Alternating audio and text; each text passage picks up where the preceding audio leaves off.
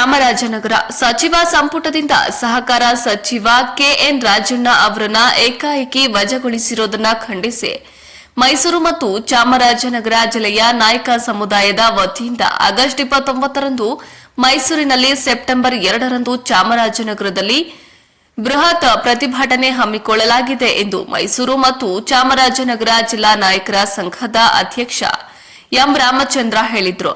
ನಗರದ ಜಿಲ್ಲಾ ಕಾರ್ಯನಿರತ ಪತ್ರಕರ್ತರ ಭವನದಲ್ಲಿ ಕರೆದಿದ್ದ ಪತ್ರಿಕಾಗೋಷ್ಠಿಯಲ್ಲಿ ಅವರು ಮಾತನಾಡಿ, ಸಹಕಾರ ಸಚಿವರಾದ ರಾಜಣ್ಣ ಅವರು ಯಾವುದೇ ರೀತಿಯ ಭ್ರಷ್ಟಾಚಾರವಾಗಲಿ ಯಾವುದೇ ಪಕ್ಷ ವಿರೋಧಿ ಚಟುವಟಿಕೆಗಳನ್ನ ಮಾಡಿಲ್ಲ. ಇದ್ದದ್ದನ್ನ ನೇರವಾಗಿ ಮಾತನಾಡೋ ಸ್ವಭಾವ ಅವರದ್ದಾಗಿದೆ. ಅವರಿಗೆ ಸರ್ಕಾರ ಯಾವುದೇ ಕಾರಣ ನೀಡದೆ ಏಕಾಏಕಿ ವಜಾ ಮಾಡಿರುವುದು ನಾಯಕ ಸಮುದಾಯಕ್ಕೆ ಮಾಡಿರುವ ಅನ್ಯಾಯವಾಗಿದೆ. ಇದನ್ನ ಖಂಡಿಸಿ ಆಗಸ್ಟ್ 29ರಂದು ಮೈಸೂರಿನಲ್ಲಿ, ಸೆಪ್ಟೆಂಬರ್ 2ರಂದು ಚಾಮರಾಜನಗರದಲ್ಲಿ ಬೃಹತ್ ಪ್ರತಿಭಟನೆ ಹಮ್ಮಿಕೊಳ್ಳಲಾಗಿದೆ. ಈ ಪ್ರತಿಭಟನೆಯಲ್ಲಿ ಎರಡೂ ಜಿಲ್ಲೆಯ ಸಮುದಾಯದ ಮುಖಂಡರು ಹೆಚ್ಚಿನ ಸಂಖ್ಯೆಯಲ್ಲಿ ಭಾಗವಹಿಸಿ ಯಶಸ್ವಿಗೊಳಿಸಬೇಕೆಂದು ರಾಮಚಂದ್ರ ಮನವಿ ಮಾಡಿದರು. ಆಗಸ್ಟ್ 28ರಂದು ಮೈಸೂರಿನ ಕೋಟೆ ಆಂಜನೇಯ ಸ್ವಾಮಿ ದೇವಸ್ಥಾನದ ಆವರಣದಲ್ಲಿ ಸಮಾವೇಶಗೊಂಡು ಅಲ್ಲಿಂದ ಮೆರವಣಿಗೆ ಹೊರಟು ಜಿಲ್ಲಾಡಳಿತ ಭವನಕ್ಕೆ ತೆರಳಿ ಜಿಲ್ಲಾಧಿಕಾರಿಗಳಿಗೆ ಮನವಿ ಸಲ್ಲಿಸಲಾಗುತ್ತಿದೆ. ಅದೇ ರೀತಿ ಸೆಪ್ಟೆಂಬರ್ 2ರಂದು ಚಾಮರಾಜೇಶ್ವರ ಉದ್ಯಾನವನದಲ್ಲಿ ಸಮಾವೇಶಗೊಂಡು ಅಲ್ಲಿಂದ ಮೆರವಣಿಗೆ ಹೊರಟು ಜಿಲ್ಲಾಡಳಿತ ಭವನಕ್ಕೆ ತೆರಳಿ ಜಿಲ್ಲಾಧಿಕಾರಿಗಳಿಗೆ ಮನವಿ ಸಲ್ಲಿಸಲಾಗುವುದು ಎಂದು ತಿಳಿಸಿದರು. ಇಲ್ಲಿನ ಯಾವುದೇ ಪಕ್ಷವನ್ನ ಗುರಿಯಾಗಿಟ್ಟುಕೊಂಡು ಪ್ರತಿಭಟನೆ ಮಾಡುತ್ತಿಲ್ಲ. ಯಾವುದೇ ಸರ್ಕಾರ ಇರಬಹುದು. ಸಮಾಜಕ್ಕೆ ಅನ್ಯಾಯವಾದಾಗ ಖಂಡಿಸುವುದು ನಮ್ಮ ಸಮುದಾಯದ ಸಂಘದ ಕರ್ತವ್ಯವಾಗಿದೆ. ಸರ್ಕಾರ ಕೆ ರಾಜಣ್ಣ ಅವರನ್ನ ಮತ್ತೆ ಸಚಿವರನ್ನಾಗಿ ಮಾಡಬೇಕು. ಇಲ್ಲದಿದ್ದರೆ ಮುಂದಿನ ದಿನಗಳಲ್ಲಿ ಸಮುದಾಯದ ವತಿಯಿಂದ ವಿವಿಧ ಹಂತಗಳಲ್ಲಿ ಉಗ್ರ ಹೋರಾಟ ಮಾಡುವುದಾಗಿ ಎಚ್ಚರಿಕೆಯನ್ನ ನೀಡಿದ್ರು. ಚಾಮರಾಜನಗರ ನಾಯಕ ವಿದ್ಯಾಭಿವೃದ್ಧಿ ಸಂಘದ ಉಪಾಧ್ಯಕ್ಷ ಪು ಶ್ರೀನಿವಾಸ ನಾಯಕ ಮಾತನಾಡಿ, ನಾಯಕ ಸಮುದಾಯದ ಪ್ರಭಾವಿ ಮುಖಂಡರು ಸಹಕಾರ ಸಚಿವರಾದ ಕೆ ರಾಜಣ್ಣ ಅವರಿಗೆ ಸರ್ಕಾರ ಸೌಜನ್ಯ ಕಾದ್ರೂ ಒಂದು ತಿಳುವಳಿಕೆ ನೋಟಿಸ್ ನೀಡದೆ ಏಕಾಏಕಿ ವಜಾ ಮಾಡಿರುವುದು ನಾಯಕ ಸಮುದಾಯದ ತೀವ್ರ ನೋವು ಉಂಟು ಮಾಡಿದೆ.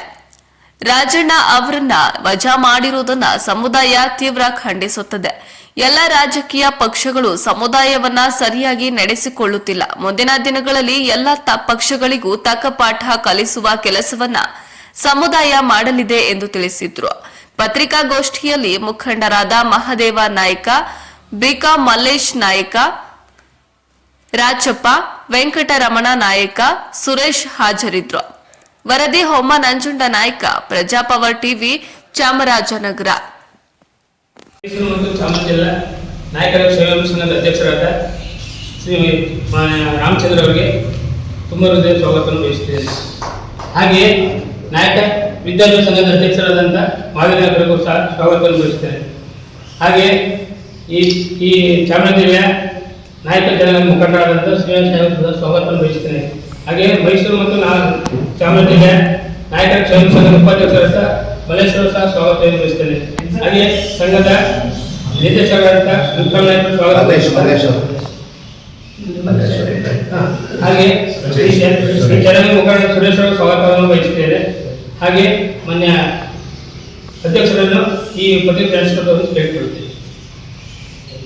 ಮತ್ತೊಮ್ಮೆ ತಮ್ಮೆಲ್ಲರೂ ಕೂಡ ಈ ಒಂದು ಪತ್ರಿಕಾಗೋಷ್ಠಿಗೆ ಸ್ವಾಗತವನ್ನು ಬಯಸುತ್ತಾ, ಇವತ್ತು ನಾವೆಲ್ಲ ಪತ್ರಿಕಾಗೋಷ್ಠಿ ಮಾಡೋ ವಿಚಾರ ಅಂದರೆ, ಈಗಾಗಲೇ ತಮ್ಮ ಪತ್ರಿಕೆಗಳಲ್ಲಿ, ಟಿವಿಗಳಲ್ಲಿ ತಾವೆಲ್ಲ ನೋಡಿದಿರಿ. ನಮ್ಮ ನಾಯಕ ಸಮಾಜದ ರಾಜ್ಯದ ಮುಖಂಡರಾದಂಥ ಸಹಕಾರ ಸಚಿವರಾದಂಥ ರಾಜಣ್ಣ ಅವರನ್ನು ಇವತ್ತು ಏಕಾಕಿ ಯಾವುದೇ ರೀತಿಯಾದಂಥ ನಿರ್ದಿಷ್ಟವಾದಂಥ ಕಾರಣ ಕೊಡದೆ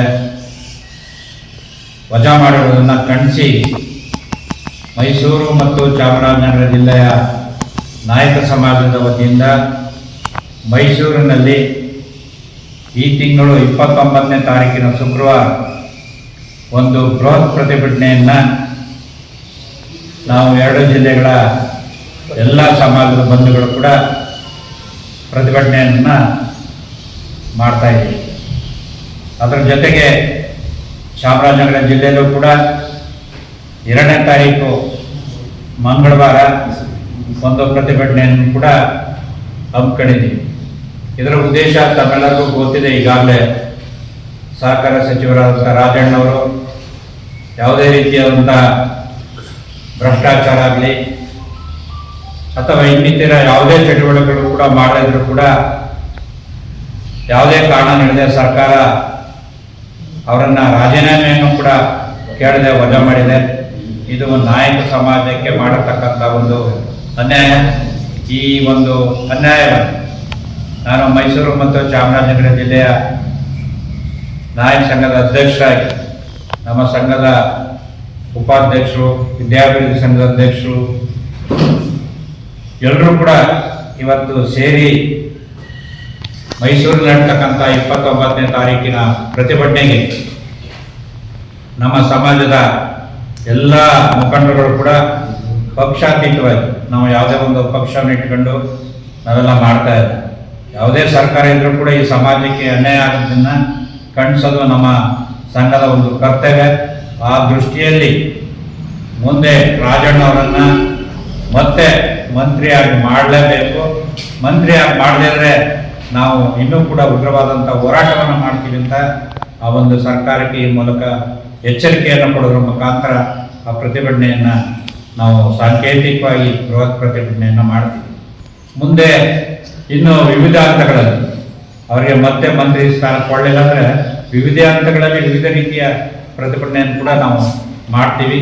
ಈ ಮೂಲಕ ಸಂಘದ ಎಲ್ಲ ಸದಸ್ಯರು ಕೂಡ ಈ ಒಂದು ಪತ್ರಿಕಾಗೋಷ್ಠಿಯಲ್ಲಿ ಭಾಗವಹಿಸಿ ನಮ್ಮೆಲ್ಲ ಸಮಾಜದ ಬಂಧುಗಳಲ್ಲಿ ಮನವಿಯನ್ನು ಮಾಡ್ಕೊಳ್ತಿದ್ವಿ. ಆ ಕಾರ್ಯಕ್ರಮದಲ್ಲಿ ಪ್ರತಿಯೊಬ್ಬರು ಕೂಡ ಭಾಗವಹಿಸಿ ಆ ಒಂದು ಪ್ರತಿಭಟನೆಯಲ್ಲಿ ಯಶಸ್ವಿಗೊಳಿಸಬೇಕು ಅಂತ ತಮ್ಮ ಪತ್ರಿಕಾಗೋಷ್ಠಿ ಮೂಲಕ ನಾನು ಕೇಳ್ತಾ ಇದ್ದೀನಿ. ಒಟ್ಟಾರೆ ಜನಾಂಗಕ್ಕೆ ಇತ್ತೀಚಿನ ದಿನಮಾನಗಳಲ್ಲಿ ಬಲಿಷ್ಠ ಸಮಾಜದವರು ಏನೇ ತೀರ್ಮಾನ ತಗೊಂಡು ಸಹಿತ ಅವರಿಗೆ ಒಂದು ಅವಕಾಶ ಕೂಡ ಧೈರ್ಯದ ರಾಜಕೀಯ ಪಕ್ಷಗಳು ನಮ್ಮವ್ರು ಯಾವ ತಪ್ಪನೂ ಮಾಡದೆ ಪ್ರಾಮಾಣಿಕವಾಗಿ ಆಗಿರೋದನ್ನು ಒಪ್ಕೊಂಡಿದ್ದಕ್ಕೆ ಅವರಿಗೆ ಒಂದು ತಿಳುವಳಿಕೆ, ಕೊನೆ ಪಕ್ಷ ಸೌಜನ್ಯಕ್ಕೆ ಒಂದು ನೋಟಿಸ್ಕೊಡೋದು, ಇದನ್ನು ಮಾಡ್ತಾ ಮಾತಾಡೋದು ಮಾಡಿದೆ ಏಕಾಏಕಿ ರಾಜಣ್ಣನ ಸಂಪುಟದಿಂದ ವಜಾ ಮಾಡೋದು ಅದು ನಮ್ಮೆಲ್ಲರೂ ತಂದಿದೆ ಇಡೀ ಜನಾಂಗಕ್ಕೆ.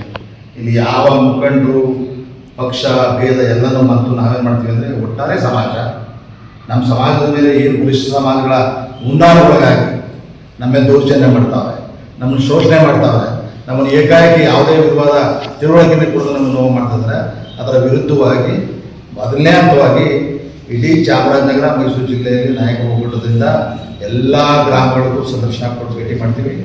ಎಲ್ರಿಗೂ ಹೇಳ್ತೀವಿ ಏನೇನು ಅನ್ಯಾಯ ಆಗದೆ, ಯಾವ್ಯಾವ ಅನ್ಯಾಯ ಆಗದೆ ಅಂತೇಳಿ ಎಲ್ಲರಿಗೂ ಎಚ್ಚರಿಸೋ ಕೆಲಸ ಮಾಡ್ತೀವಿ.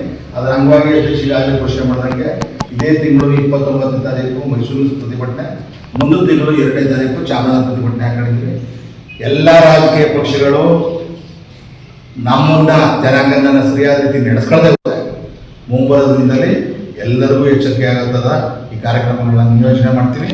ಇದರಲ್ಲಿ ಯಾವ ನಾವೊಂದು ನಾಯಕರು ಹಿಂದಿನ ಕಾಲದಿಂದ ಏನು ನಾವು ಜನಾಂಗದವರು ಹಿಂದಿನ ಕಾಲದಿಂದ ರಾಜಾದಿರಾಜನ ಕಾಲದಿಂದಲೂ ಸಹಿತ ನಾವೆಲ್ಲವನ್ನೂ ರಕ್ಷಣೆ ಮಾಡ್ಕೊಂಡು ಜನ, ನಾವು ಯಾವುದೇ ಆಶಯ ವಿಷಯಗಳಿಲ್ಲದೆ ರಕ್ಷಣೆ ಮಾಡ್ಕೊಂಡು ಜನ ಇವತ್ತು ಇಷ್ಟ ಹಂಗೆ ಸೇವೆ ಮಾಡ್ತಿದ್ದು.